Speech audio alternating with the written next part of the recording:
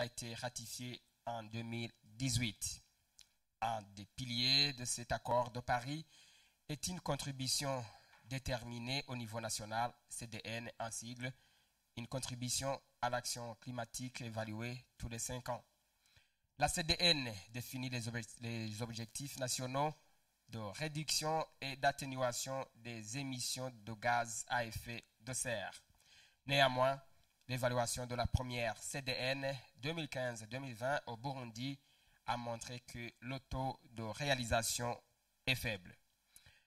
Au moment où les conséquences néfastes de la dégradation environnementale et changement climatique pèsent plus lourdement sur la population, l'un ou l'autre peut se demander quelles sont les causes de cette dégradation de l'environnement et crise climatique et qu'est-ce qui explique la prédominance de ces aléas au Burundi.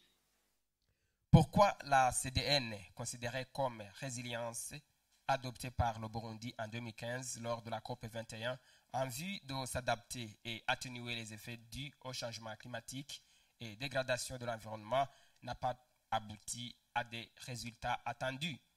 Que faire pour trouver solutions durables à la dégradation environnementale et changement climatique en vue de réduire les risques de catastrophes causés par les aléas déjà soulignés?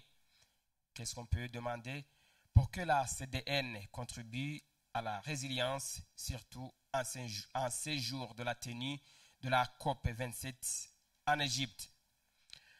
Autour du rôle de la contribution déterminée au niveau national, CDN en sigle, la résilience des communautés burundaises vis-à-vis de défis liés à la dégradation environnementale et changement climatique, c'est dans ce panel qui s'anime depuis l'immeuble Martha Hotel en zone Rohero dans la municipalité de Bujumbura. À l'animation, Diomede Hatekimana, je suis avec 3 invités sur plateau. Il s'agit de Monsieur ingénieur Innocent Banigwani-Gizigo. Il représente à ce panel les organisations de la société civile du domaine de l'environnement et changement climatique. Monsieur Innocent Banigwani-Gizigo, bienvenue.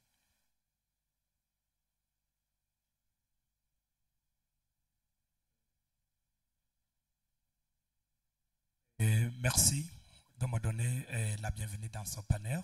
Et je profite de cette occasion pour saluer tous les téléspectateurs à son panel. Merci. Nous avons également comme invité M. Balthazar Barutwanayo. Il représente à ce panel le ministère ayant l'environnement dans ses attributions. Balthazar, vous êtes conseiller en charge des ressources en eau et forêts dans l'audit ministère. Bienvenue également. Merci de l'organisation de ce panel. Également, merci de l'invitation et pour partager les expériences au niveau du changement climatique. Je vous remercie. Sur ce plateau, je suis également avec Bosco Ndaishimiye. Il est géographe, démographe, expert en population et développement. Il est aussi enseignant visiteur à l'Université du Burundi. Bosco, bienvenue. Merci beaucoup de m'avoir invité dans ce panel et j'en profite pour saluer tous ceux qui nous suivent directement et en ligne. Merci beaucoup. Ce deuxième panel est dans la série des débats qui ont été organisés par le consortium CARE International, ActionAid et REJA en partenariat avec l'Union européenne qui appuie le programme de la société civile au Burundi dit Dukurire Hamwe à langue nationale. Comme le panel débat précédent, ce deuxième panel est retransmis en direct virtuellement et en synergie des médias qui diffusent en ligne, à savoir Ikiago Media TV, Women in Digital Company, la page Facebook du consortium CARE International, ActionAid et REJA dans le programme Dukurire Hamwe. Dans cette salle, nous sommes avec les autres participants à ce panel qui est ouvert à tout le monde. Ceux qui sont présents ici et ceux qui nous suivent en ligne vont avoir l'opportunité de réagir en exprimant leur point de vue ou poser des questions aux panélistes. La première question, alors, je m'adresse à l'expert Bosco Ndaishimie. Vous êtes géographe, démographe. Au Burundi, quelles sont les causes de la dégradation de l'environnement et changement climatique qui dégénèrent les aléas et les catastrophes?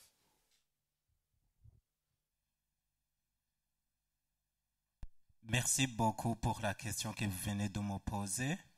Et avant de parler de ces causes, j'aimerais d'abord vous aider à comprendre le changement climatique et la dégradation environnementale générale auquel nous vivons aujourd'hui, auquel tous les pays du monde font face aujourd'hui. Quand nous parlons des changements climatiques, il faut d'abord sous-entendre que c'est un phénomène qui est, disons, général pour tous les pays du monde. Il est caractérisé par des changements des régimes météorologiques qui sont liés surtout au réchauffement planétaire. Et pour rappel, les différents rapports du groupe d'experts intergouvernementaux sur l'évolution du climat ont déjà montré que la température moyenne de la surface terrestre continue d'augmenter depuis l'ère industrielle, c'est-à-dire depuis le XXe siècle. Et cette hausse de la température moyenne de la Terre se traduit le plus souvent par des conséquences interliées qui sont le plus souvent la fonte des glaciers qui peut aussi causer l'élévation du niveau de l'eau des mers et des océans. Et cette hausse des niveaux de l'eau des mers se traduit le plus souvent par la démolition, la destruction, surtout des infrastructures socio-économiques des villes portuaires. On peut aussi parler des pluies torrentielles, des vents violents, des cyclones tropicaux, des sécheresses, des périodes d'aridité, etc., etc. Donc, c'est un phénomène presque général. Vous comprendrez dans son sens que le Burundi n'est pas aussi épargné de ce phénomène presque général. D'où alors aujourd'hui nous vivons cette réalité mondiale de la dégradation de l'environnement d'une manière générale, mais aussi des changements climatiques comme vous l'avez dit dans votre introduction. Au Burundi, nous avons déjà connu des cas de pluies torrentielles. On peut donner l'exemple des pluies torrentielles qui se sont abattues dans les quartiers du Nord en 2014. Vous vous souvenez des autres cas, notamment celle de Nyaruhongoka, et dans la plupart des autres provinces du pays, nous connaissons d'autres réalités. Mais quelles sont les causes? Les causes les plus principales que je peux désigner pour le moment restent d'abord la démographie qui est galopante. Vous savez que dans les années 1960, la population du Burundi était estimée autour de 3 millions, mais aujourd'hui, elle est estimée autour de 12 millions. C'est-à-dire que cette augmentation a été très rapide, et cette augmentation plus rapide de la population se traduit le plus souvent par l'accentuation par l'augmentation des besoins alimentaires qui incite la population burundaise qui est la plupart des fois constituée par des agriculteurs. Mais concrètement, comment est-ce que la démographie galopante a des répercussions, a des conséquences à l'environnement? La démographie galopante, si vous voulez, incite la population à convertir les pâturages, les forêts, les zones qui sont aujourd'hui occupées par des forêts en terres agricoles. La démographie galopante incite également la population à occuper des terrains qui sont déjà vulnérables. Dans ce cas, on peut donner l'exemple des Mirgouans, on peut donner l'exemple des zones tampons, le long des rivières, le long du lac Tanganyika. Vous comprenez finalement, quand il y a, si vous voulez, une montée des eaux du lac Tanganyika de quelques centimètres, les populations déjà vulnérables qui occupent ces zones vont être touchées par ces inondations. Car les populations occupent des terrains à forte pente suite à l'exiguïté des terres, vous comprenez finalement, quand il y aura des pluies torrentielles, ces populations 0 les plus touchés. Mais On ne était peut pas sur aussi ne les pas causes. parler Les du causes. problème de la déforestation qui est aujourd'hui plus intense parce que cette population sans cesse croissante a besoin du charbon, a besoin du bois de chauffe, a besoin du bois de construction, etc., etc. Alors, cette déforestation qui est aujourd'hui un phénomène, disons, douloureux et réalité pour notre pays, contribue aussi à la réduction des puits de carbone parce que les forêts contribuent énormément à la retenue des gaz à effet de serre et contribuent aussi indirectement à aggraver les conditions, à aggraver les changements climatiques. Merci, Monsieur Bosco. Innocent Banigwaninzigo, nous parlons toujours des causes, de la dégradation de l'environnement et changement climatique qui dégénèrent les aléas et les catastrophes. S'il n'y a pas d'autres causes que vous savez déjà, quelles sont les conséquences? Quelles sont les conséquences qui découlent de ces aléas? Merci beaucoup de la question. Les conséquences qui découlent des aléas dits au changement climatique donc, se manifestent dans différents secteurs du vie nationale du pays. Ici, par exemple, je commencerai par le secteur agricole. Dans le secteur agricole, maintenant, il y a la sécheresse qui s'annonce dans certaines provinces. Par exemple, la province Chibitoki, la province Kirundo, province Muyinga, pour ne citer que cela. Mais aussi, il y a des maladies qui apparaissent actuellement comme des épidémies pour le secteur agricole, qui n'étaient pas avant donc l'avènement, donc l'intensification de ces causes, donc avant l'intensification du changement climatique. Par exemple, pour le secteur transport, on citerait par exemple quand il y a écoulement d'une montagne dans une route comme ça a été dans la route qui mène vers Rumongue, il y a donc une mauvaise circulation qui va s'observer directement et qui affecte le transport des marchandises d'un point A à un autre. Là, pour côté économie, côté commerce, vous comprendrez qu'il y a la conséquence qui s'observe visiblement. Mais aussi, côté biodiversité. Côté biodiversité, par exemple, dans le lac Tanganyika, des chiffres actuels montrent que la biodiversité du lac Tanganyika a diminué sensiblement à cause des alluvions, à cause de la terre qui proviennent des eaux, qui proviennent de l'inondation, lesquelles alluvions vont se déposer dans le lac Tanganyika, bien sûr, en diminuant le volume du lac Tanganyika. Là, il y a bien sûr le volume du lac Tanganyika qui va diminuer, bien sûr, avec bien sûr la toxicité qui va s'en suivre, laquelle toxicité va affecter la biodiversité du lac Tanganyika. Merci, Monsieur Innocent.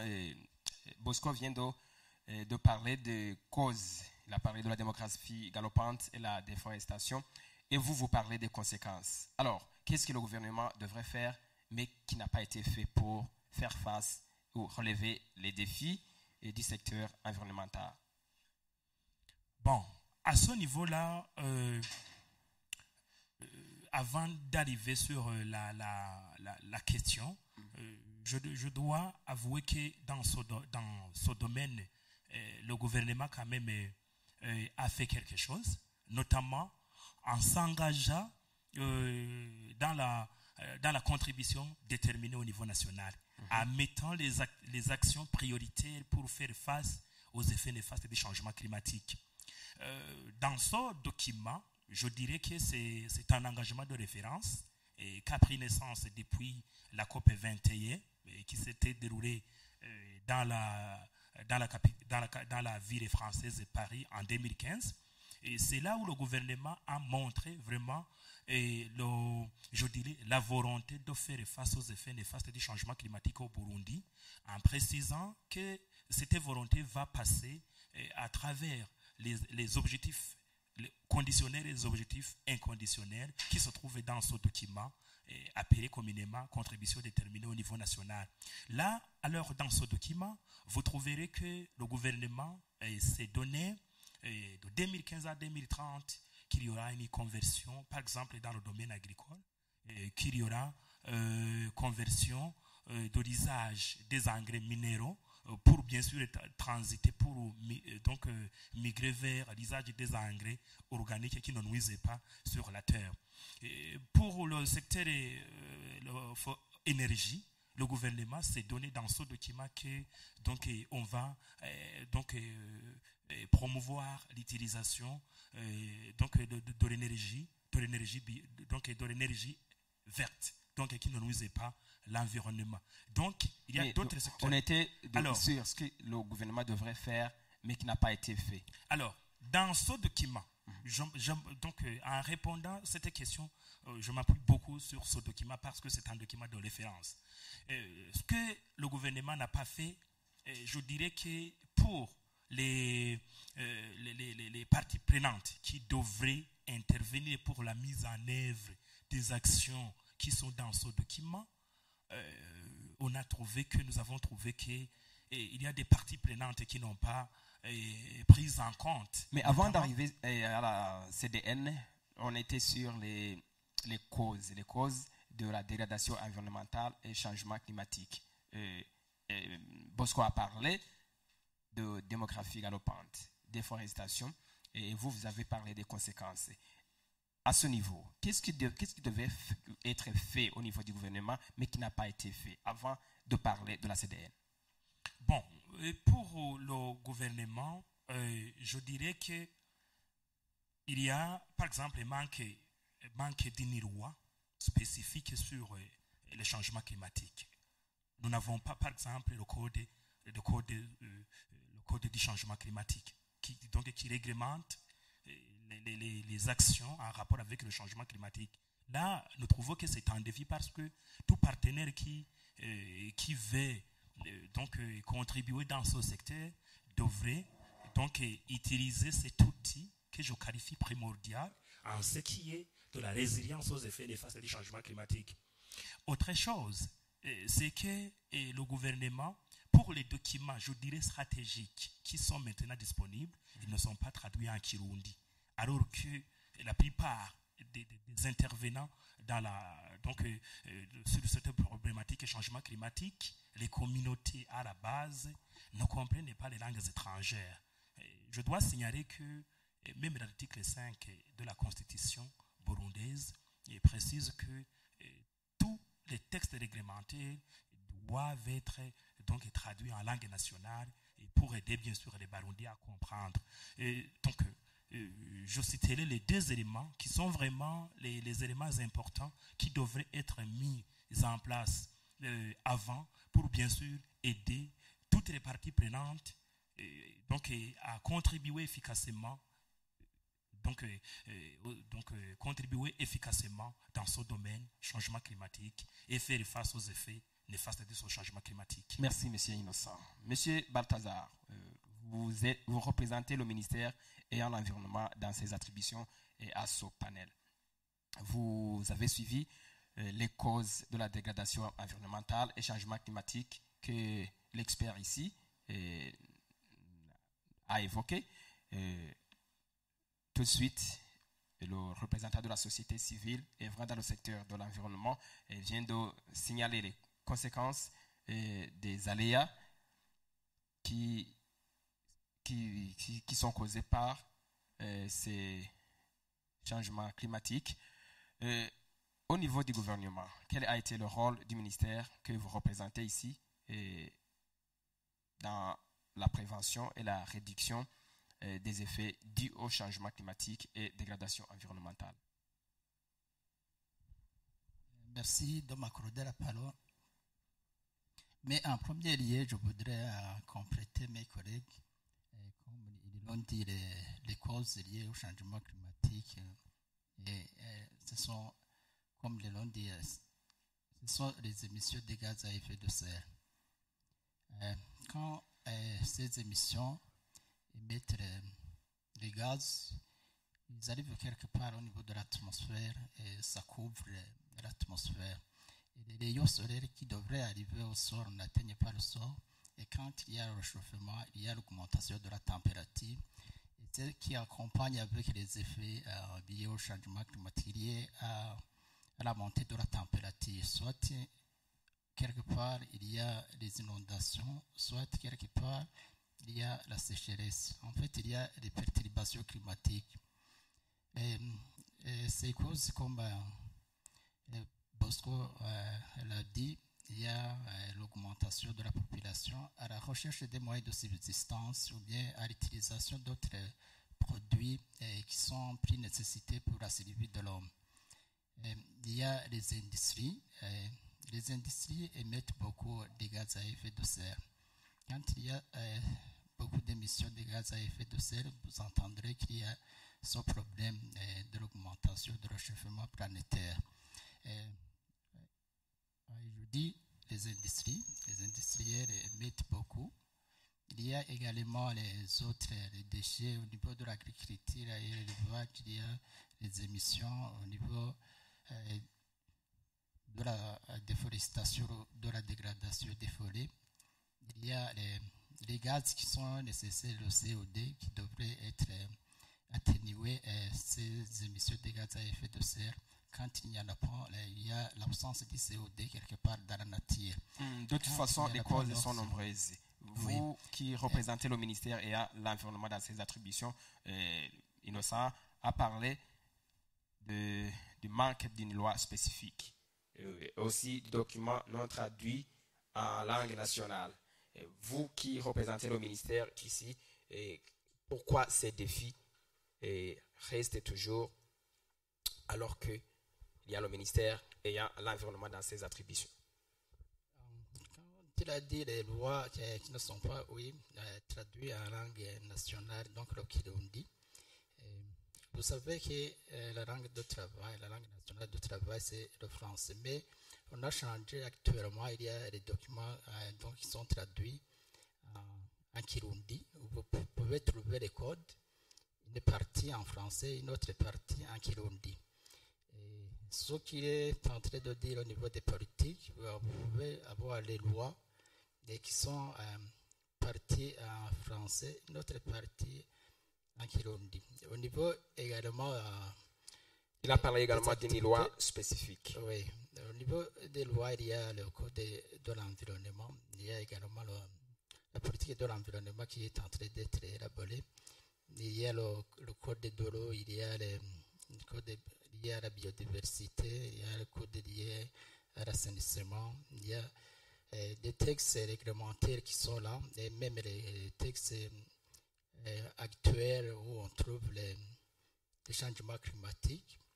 Vous pouvez les trouver partout dans les secteurs transversaux et vous pouvez trouver au niveau des infrastructures, au niveau des industries, de l'agriculture, de l'élevage, au niveau de la santé. Vous pouvez trouver des activités qui sont liées au changement climatique. Donc, si Innocent dit qu'il y a le manque d'une loi spécifique, vous n'êtes pas de même avis? Les lois spécifiques existent. Quand il y a l'accord de Paris que le Burundi a adhéré, c'est-à-dire qu'il y a une loi qui lie entre le changement climatique. Il y a même les lois qui sont liées à la sécheresse. Oui, il y a des textes qui existent là. Mais quand tu demandes les lois qui sont liées au changement climatique, ils peuvent les trouver. Mais quel a été le rôle du ministère que vous représentez ici dans la prévention et la réduction des effets dus au changement climatique et dégradation environnementale? Le rôle du ministère, c'est de s'aligner. C'est de s'aligner au niveau international. Et le Burundi s'est aligné au niveau international pour combattre les effets liés au changement climatique. Et également, c'est d'élaborer ces textes où on trouve le changement climatique. Il y a également des projets où on trouve des projets où il y a des mesures d'atténuation, d'adaptation au changement climatique surtout, parce que nous ne sommes pas les grands émetteurs pour les émissions de gaz à effet de serre parce que nous n'avons pas beaucoup d'industrie. Mais nous connaissons les risques plus graves même que les pays qui émettent les industries. Les conséquences que nous sommes en train de subir, que nous aurons à subir, sont les effets surtout liés aux pays développés. Et ils ont les moyens d'adaptation, mais nous comptons sur les peu de moyens que nous avons et bien les aides que les pays en développement puissent nous aider. Mais comme il l'avait dit, il y a des activités avec la contribution déterminée au niveau national parce que quand nous avons adhéré à l'accord de Paris, il y a des activités que le Burundi peut tirer des avantages et des projets et que pour le CDN, où nous trouvons les activités qui sont liées aux activités de changement climatique, aux activités de mesures d'atténuation, d'adaptation aux émissions de gaz à effet de serre. Et donc, ils peuvent trouver les projets où le Burundi a contribué pour aider à combattre les effets des catastrophes liées au changement climatique. Le Burundi est également le ministère le croise par les Blancs. Il y a les activités de sensibilisation. Nous avons sensibilisé le CDN au niveau national et dans toutes les provinces. Et la population, y compris vous les journalistes qui nous aident à la sensibilisation, ils sont conscients. La population est sensibilisée sur les effets liés au changement climatique. Et maintenant, ils sachent que s'il y a la sécheresse, s'il y a les inondations, il y a les effets néfastes que la population puisse trouver. Et les conséquences avec ces effets sont quelque part des mesures d'atténuation. Nous avons des activités pour prévenir. Nous avons des activités pour s'adapter aux catastrophes et au changement climatique, que ce soit au niveau de l'agriculture et de l'élevage, au niveau de l'environnement, et au niveau également des industriels. Merci, monsieur Balthazar. Merci, monsieur Balthazar. Et parlons maintenant de la CDN, qui est considérée comme une résilience adoptée par le gouvernement du Burundi en 2015 lors de la COP 21 à Paris, en vue de s'adapter et atténuer les effets dus au changement climatique et dégradation environnementale. Mais l'évaluation de cette dernière année 2015-2020 a montré que le taux de réalisation est faible car il est à 40%. Monsieur Innocent, selon vous, pourquoi la CDN au Burundi n'a pas abouti à des résultats attendus? Oui, merci de la question. C'est vrai, l'évaluation de la CDN, la première génération de 2015-2020, a montré que le taux de réalisation est estimé à 40%. C'est un taux vraiment, en tant qu'activiste de la société civile, c'est un taux que nous avons vu que nous avons qualifié d'insatisfaisant. Et dans cette évaluation, nous avons vu que on a mentionné que la première génération de la CDN était ambitieuse, mais aussi nous avons vu que toutes les parties prenantes n'étaient pas prises en compte. C'est là même que moi aussi je vais souligner que c'était ce chiffre-là de 40% provient donc c'était nos considérations de toutes les parties prenantes. Par exemple, on trouve que dans la CDN première génération, les organisations de la société civile du domaine environnement changement climatique et qui travaillent dans le secteur environnement changement climatique n'ont pas été donc concernées par cette politique-là, que ce soit pour la définition, la mise en œuvre. La mise en œuvre, bon, et suivi évaluation. Dans la mise en œuvre de ces organisations ont contribué, mais ça se comprend que les activités n'ont pas été rapportées. Pour être comptabilisées dans les activités qui devraient bien sûr donner ce chiffre là, ce pourcentage. Autre chose, c'est que il y a volet genre. Au Burundi, nous disons que la femme est proche beaucoup des ressources naturelles, des activités. Donc, c'est la femme qui s'occupe de beaucoup d'activités, lesquelles activités ont un lien direct avec les ressources naturelles, ces ressources qui sont donc dans l'environnement dont on parle, de la dégradation de l'environnement dont on parle. Alors, donc dans cette CDN-là, l'aspect genre vraiment n'a pas aussi été pris en compte d'une façon satisfaisante. Vous avez déjà évoqué 2 causes. Est-ce qu'il y a d'autres causes qui sont à l'origine de cet échec? Aussi, l'autre cause, c'est que pendant la mise en œuvre donc, de cette CDN, le Burundi était vraiment dans des situations, je dirais, politiques qui n'étaient pas bonnes, où les partenaires, les bailleurs de fonds n'ont pas vraiment financé et comme ils s'étaient engagés.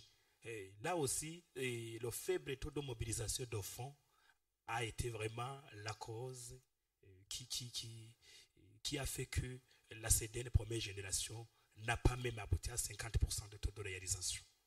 Il y en a qui pensent qu'il y a eu le sentimentalisme, mais ça a été aussi un défi. Et qu'est-ce que vous en pensez? Donc, comme ça a été la première génération, je peux moi aussi dire oui, dans cette CDN, il y avait quand même des activités qui ont été alignées et dont les exécutions, les réalisations devraient passer les 5 ans, alors qu'on devrait évaluer donc, la mise en œuvre durant les 5 ans. Alors, mettre l'activité qui dépasse les 5 ans au niveau réalisation, alors qu'on devrait évaluer cette activité à la 5e année, vous trouverez qu'il y a quelque part les résultats que vous n'allez pas trouver, qui devraient donc être trouvés après les 5 ans. Voilà. Merci, M. Innocent. M.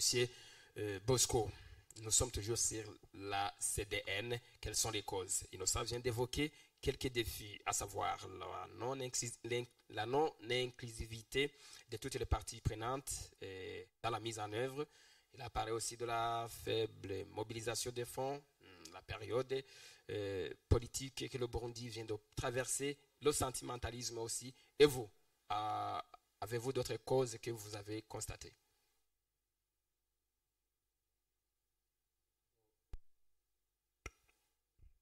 Au niveau de la réalisation de la première génération de la condition déterminée au niveau national, je trouve quand même que, à part les différentes causes que l'ingénieur Innocent a déjà évoquées, il n'y a pas eu un cadre de coordination des intervenants en matière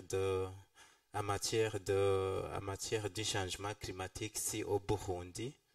Il se pourrait que les fonds qui ont été investis dans ce secteur auraient été, si vous voulez, utilisés. Donc, c'est-à-dire que chaque intervenant à la matière pouvait orienter ses fonds dans les activités qu'il jugeait prioritaires.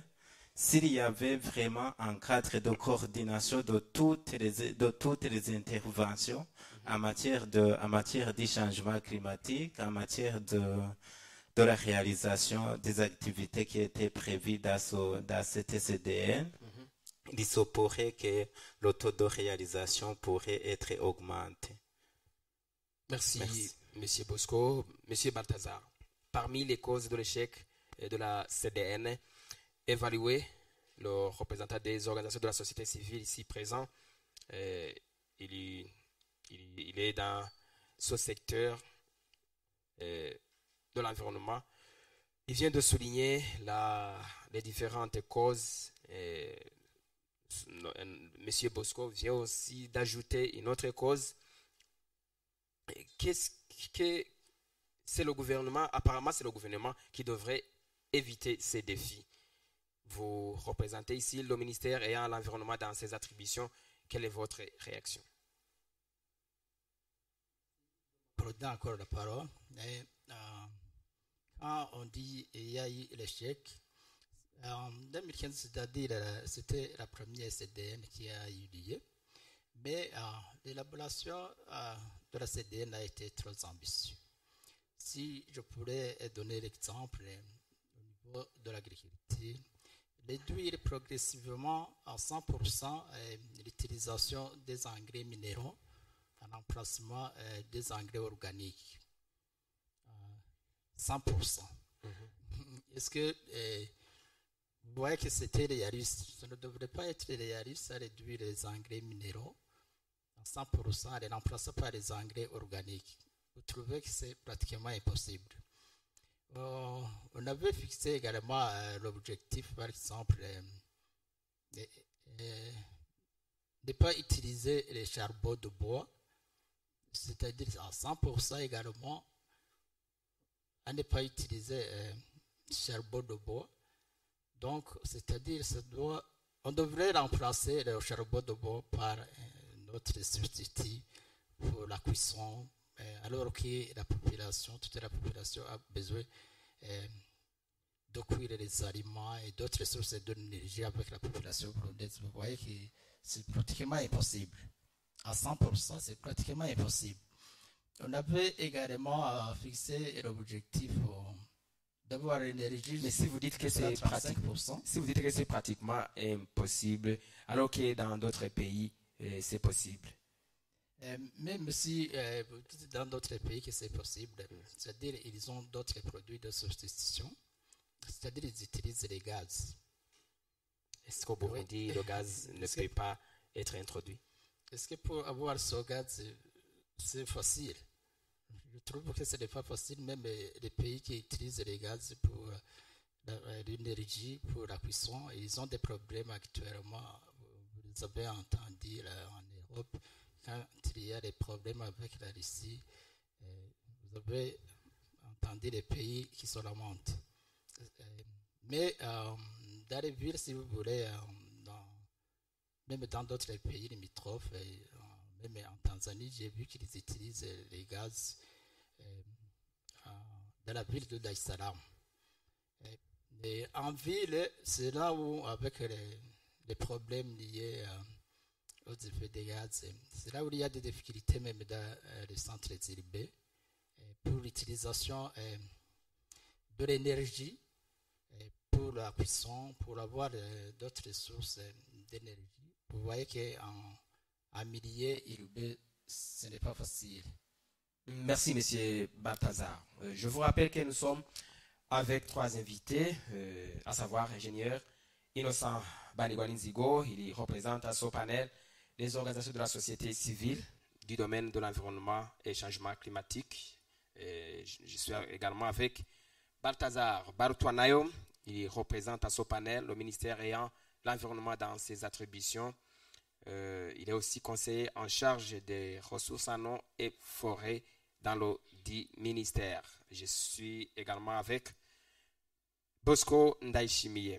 Il est géographe, démographe, expert en population et développement. Il est aussi enseignant visiteur à l'Université du Burundi. Je vous rappelle également que nous débattons dans ce panel sur la dégradation environnementale et crise climatique au Burundi et le rôle de la CDN, c'est-à-dire la contribution déterminée au niveau national dans la résilience des communautés burundaises.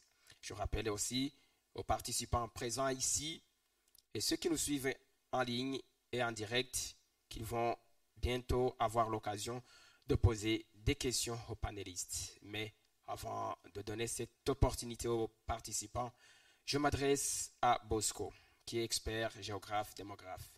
Que faire pour trouver solutions durables à la dégradation environnementale et changement climatique en vue de réduire les risques des catastrophes et les aléas déjà évoqués? La première chose à faire, c'est d'abord d'abord de renforcer le partenariat entre l'État et les organisations de la société civile qui œuvrent en matière du changement climatique et de l'environnement. Ce partenariat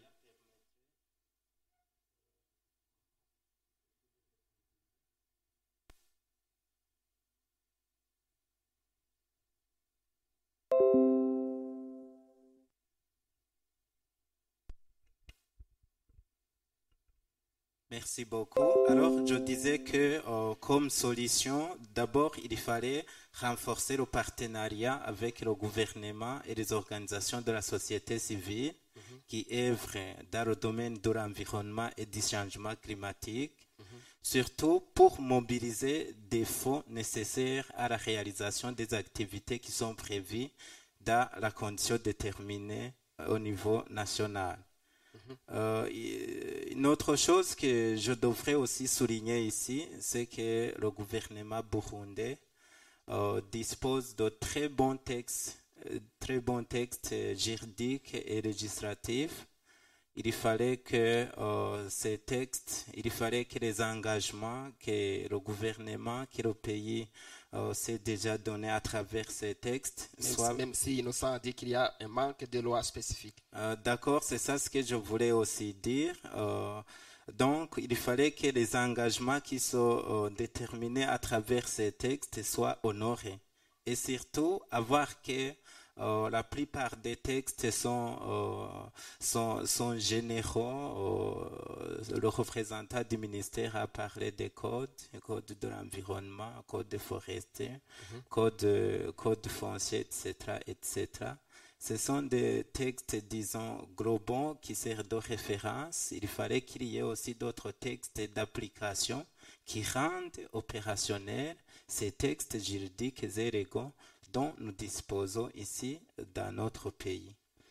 Une autre chose que je dois souligner ici, il est à voir que la principale cause de la dégradation environnementale et changement climatique est liée à la démographie galopante, qui est, disons, trop exigeant en termes de besoins alimentaires, qui incite à dégrader le milieu naturel pour trouver une nourriture suffisante ou qui, si vous voulez, permet à la population de s'installer dans des zones qui sont déjà sensibles, qui sont vulnérables face au changement climatique. Il fallait donc sensibiliser, doubler d'efforts, tripler les efforts pour sensibiliser toute la population burundaise afin de s'impliquer dans la gestion, dans la prévention ou tout simplement dans la réalisation des mesures d'atteinte, dans la réalisation des mesures d'adaptation ou d'atténuation de ces risques liés au changement climatique. Merci, M. Bosco. Monsieur Innocent, ce panel s'anime à point nommé, apparemment, car il coïncide avec la tenue de la conférence des parties COP27 qui prend fin le 18 novembre 2022 en Égypte. Qu'est-ce que vous demandez pour que la CDN contribue à la résilience et aboutisse à un temps de réalisation élevé lors de la prochaine évaluation? Merci beaucoup de la question.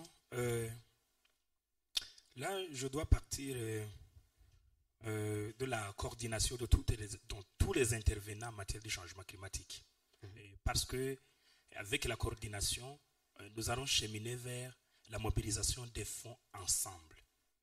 Avec la mobilisation des fonds, des actions qui sont inventoriées dans la CDN vont être réalisées sur base de ces fonds mobilisés ensemble. Ensemble, je voudrais dire le secteur, le gouvernement, mais aussi les intervenants, les organisations de la société civile du secteur, mais aussi le secteur privé qui interviennent dans ce secteur. Autre chose, c'est que au Burundi, je dirais qu'il y a des secteurs qui devraient être pris en considération en premier lieu, notamment le secteur agricole et le secteur eau. Le secteur eau, parce que à l'heure actuelle, ça s'est déjà montré que il y a des sources d'eau qui n'existaient pas encore. C'est-à-dire que l'eau a déjà tari dans ces sources d'eau. Ce qui montre que c'est un problème que nous devons faire face pour, bien sûr, freiner ce mouvement de tarissement qui commence à s'observer dans certaines provinces avec ces sources d'eau.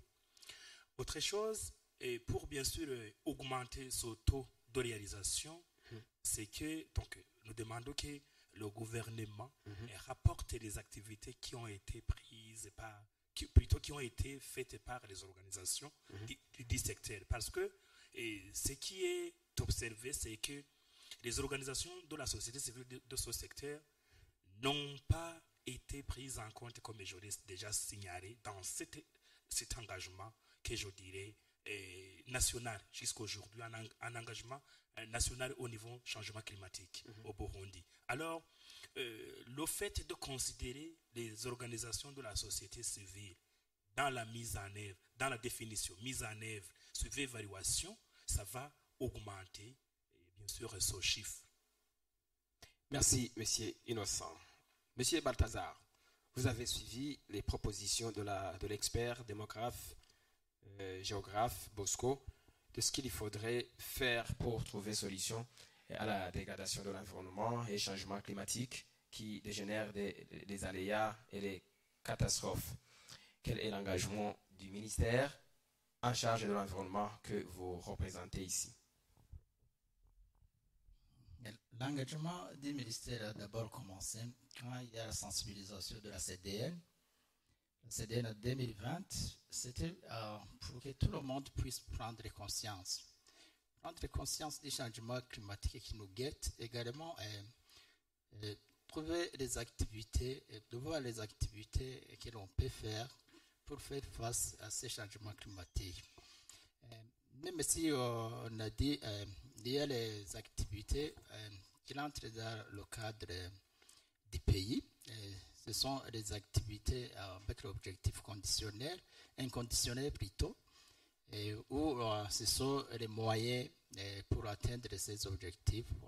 Les moyens au niveau national, ce sont les moyens des PTF également qui peuvent utiliser pour atteindre l'objectif. Il y a d'autres activités inconditionnelles, donc ce sont les moyens qui proviennent des autres pays qui sont développés, qui peuvent contribuer aux activités, soit d'atténuation également au niveau de l'adaptation.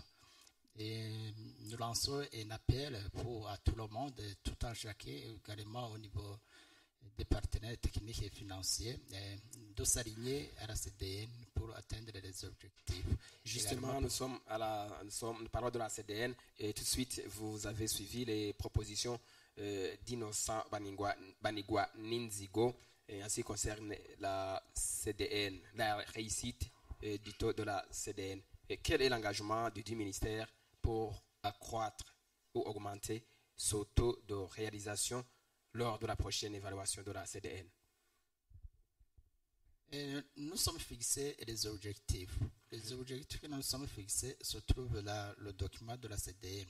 Comme nous avons sensibilisé à tous les niveaux, nous voulons que tout le monde puisse s'aligner à ce CDN et nous allons continuer à faire l'évaluation, à faire le suivi, parce qu'au niveau du CDN, il y a l'évaluation, même si on a dit qu'il n'y a pas de texte réglementé, il y a même des rapports, troisième communication sur le changement climatique, il y a le MNV, donc mesures, notification et vérification.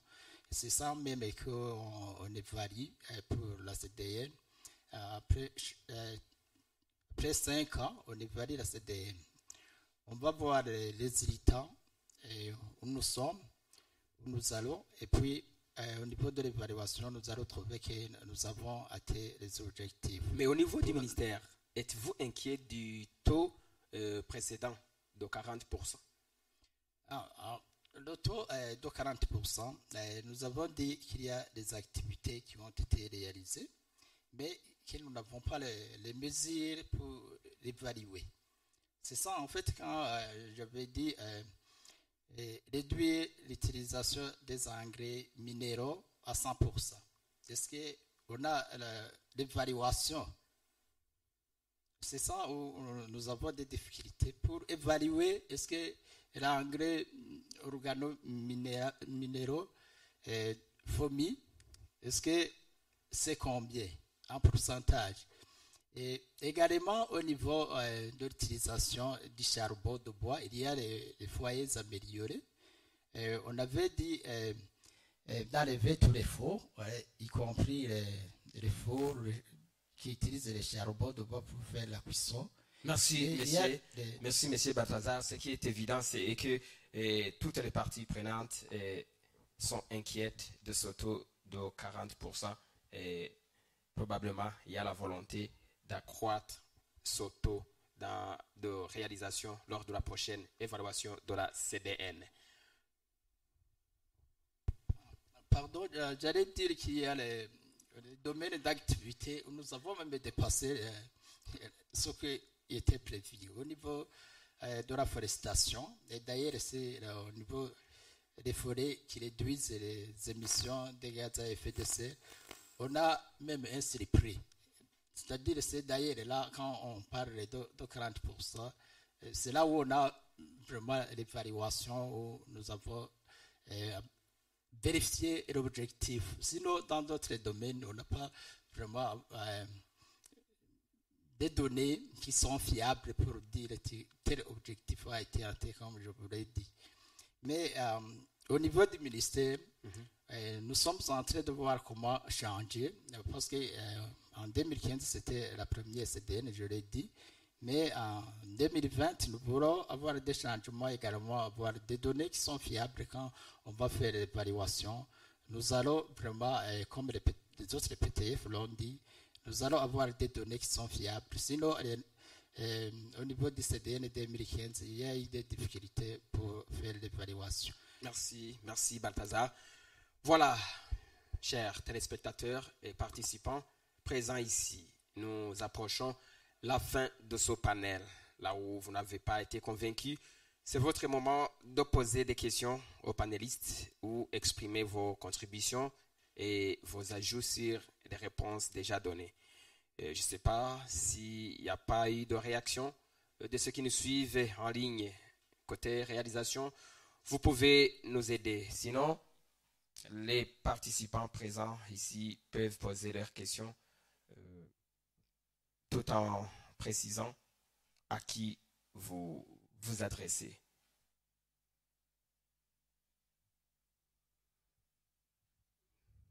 Il n'y a pas de questions? Ah, vous pouvez passer le micro. Le micro au premier intervenant, je vois.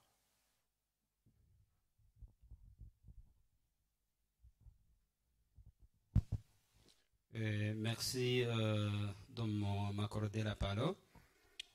Je suis maître Jean-Marie Duimana, conseiller national chargé des affaires juridiques au sein de l'association Jardin Villageois Amis de Bon Climat, Juvabec en cycle. Ma question est adressée à Bosco et qui est la suivante. Nous assistons à des catastrophes, des glissements de terre, des destructions des infrastructures publiques, à savoir les écoles, les ponts, et nous assistons encore à des inondations et des sécheresses, qui montrent qu'il y a tant de droits de l'homme qui sont bafoués, à savoir le droit à la vie, le droit à la santé, le droit à l'éducation, le droit à l'environnement sain, le droit au logement convenable et le droit à l'alimentation suffisante. Quel est le remède pour pouvoir contrecarrer les glissements, les destructions, les glissements des terres et des destructions des infrastructures publiques et garantir ces droits de l'homme qui sont bafoués, malgré que l'homme est considéré comme le fauteur de troubles. Merci. Merci, M. Jean-Marie Ndouimana. La question a été adressée à Bosco, expert, géographe, démographe. À vous de répondre. Merci beaucoup pour la question qui m'est adressée. Normalement, pour contrecarrer ce problème de destruction, ce problème de glissement de terrain, vous savez que vraiment, nous, en tant qu'humains, il est vraiment, disons, difficile à trouver des solutions, disons, pour ces problèmes, des solutions immédiates. Parce que je peux donner un exemple, peut-être qui va nous aider à comprendre beaucoup plus. On ne peut pas empêcher des précipitations à tomber. On ne peut pas aussi empêcher un glissement de terrain quand il est déjà enclenché. On ne peut pas. Donc, c'est tout simplement pour dire que tout ce que nous pouvons faire, c'est de s'y adapter, c'est d'essayer d'atténuer les impacts qui seront liés à ces problèmes environnementaux.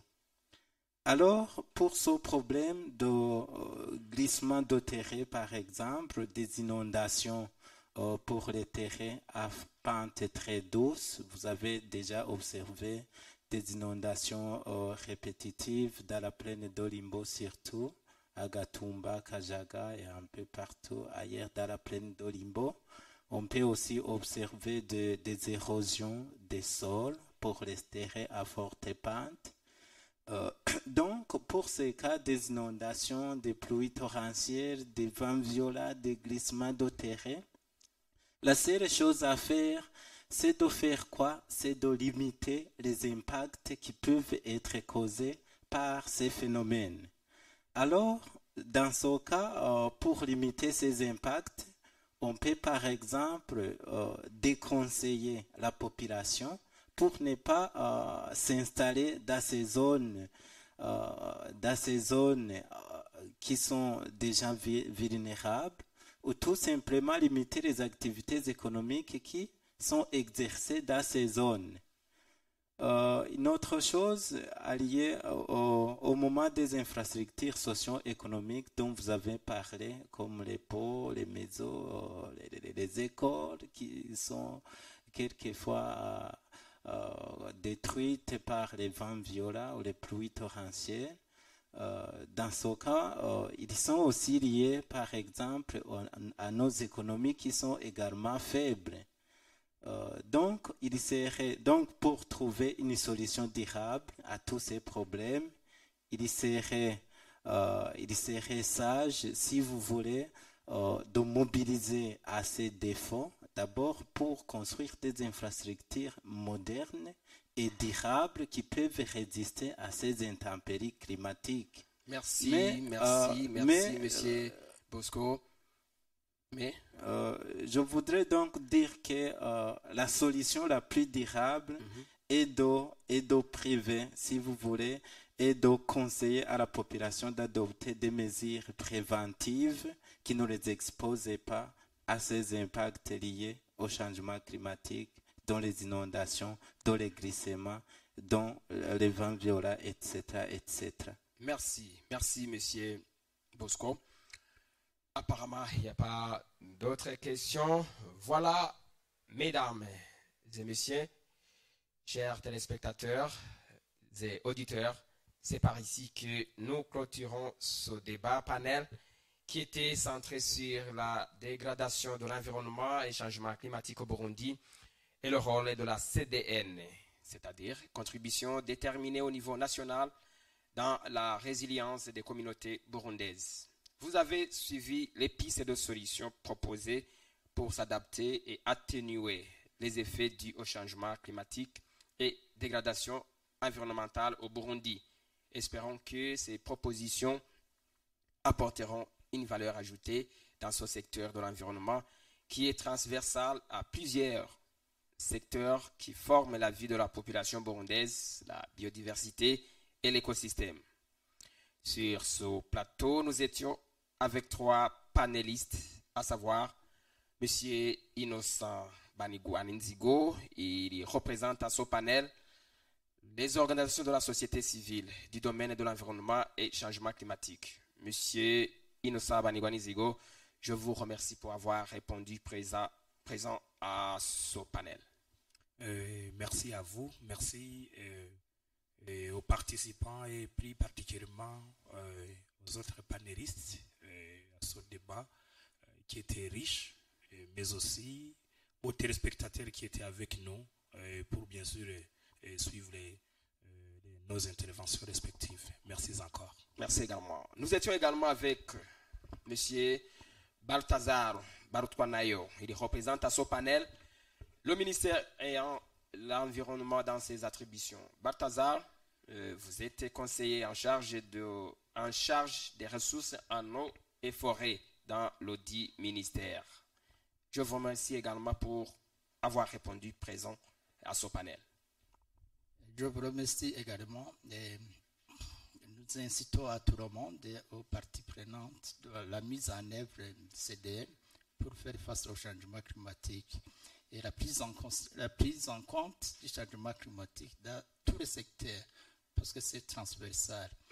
Également, la prise de conscience, tout ce qui est lié au changement climatique, également à la population, parce qu'ils sont les premiers vulnérables pour faire face au changement climatique. Ils ont besoin d'aide au niveau des parties, au niveau des PTF et également au niveau de vous, les journalistes, pour sensibiliser à tout ce qui est lié à l'adaptation liée au changement climatique. Merci. Merci, Balthazar. Sur ce plateau, j'étais également avec Bosco Ndaïchimiye. Il est géographe, démographe, expert en population et développement. Il est aussi enseignant visiteur à l'Université du Burundi. Bosco, je vous remercie également. Merci beaucoup de m'avoir invité dans ce panel. Et je remercie également tous ceux qui nous ont suivis, ceux qui sont présents ici et ceux qui nous écoutent en ligne, tout en espérant bien sûr que tout le monde, toute la population burundaise est tellement sensibilisée pour vraiment avoir une conscience de donner leur contribution dans la réduction des impacts liés au changement climatique. Et surtout pour lutter contre la dégradation environnementale, d'autant plus que l'environnement, c'est un patrimoine commun, c'est un bien commun qui incombe la protection de tout le monde. Merci Bosco. Je le disais au début, cette série de panels débats organisés est l'initiative du consortium CREA International, ActionAid et REJA, en partenariat avec l'Union européenne qui appuie le programme dit Dokurirhamwe à langue nationale. Nous étions en direct et en synergie des médias en ligne, dont Ikiago Media TV, mais aussi avec la télévision dite Woman Company, et nous étions en direct également sur page Facebook du consortium ActionAid, CREA International et REJA. Depuis l'immeuble Martha Hotel où s'animait ce panel, à l'animation Diomede Tekimana et à la réalisation Richard Sinzinghayo, nous vous remercions. Au revoir.